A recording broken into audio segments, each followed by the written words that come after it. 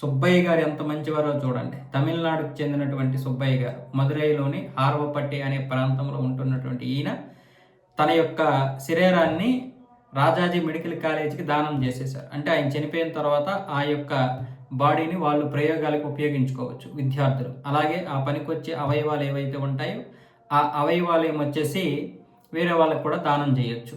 అయితే ఈ యొక్క బాడీని ప్రయోగం చేసిన తర్వాత అదే కాలేజీ వాళ్ళు అంత్యక్రియలు చేస్తారనమాట. ఆయన చెప్పినటువంటి విధంగా హిందూ సాంప్రదాయం ప్రకారం అంత్యక్రియలు తర్వాత చేస్తారు. అలాగే ఆయన భార్య చనిపోయారు. చనిపోయిన తర్వాత దాచుకున్నటువంటి డబ్బు, పిల్లలు లేరు, మొత్తం 60 లక్షల రూపాయలు దాచారు. ఆ డబ్బునేమొచ్చేసి సైనిక దళాలు ఫ్లాగ్ డే విరాళాల కేంద్రం ఏదైతే ఉందో దానికి ఇచ్చేశారు. దానికి సంబంధించినటువంటి ఆ జిల్లా కలెక్టర్ దగ్గరికి వెళ్ళారు. జిల్లా కలెక్టర్ నిశాంత్ కృష్ణ గారికి ఆ యొక్క సంబంధించినటువంటి పత్రాన్ని అందజేశారనమాట. 60 లక్షల రూపాయలు మొత్తం సంపాదించిన సంపాదన అంతా కూడా వాళ్ళకి ఇచ్చేశారు. మనం పుట్టేటప్పుడు ఏం తీసుకురాము, పోయేటప్పుడు ఏం తీసుకుపోం కదా, ఆ ఉద్దేశంతో నేను దానం చేసిస్తున్నాను అని చెప్పారు. అంటే భార్య ఉన్నంత వరకు బాగా చూసుకున్నారు, భార్య పోయారు.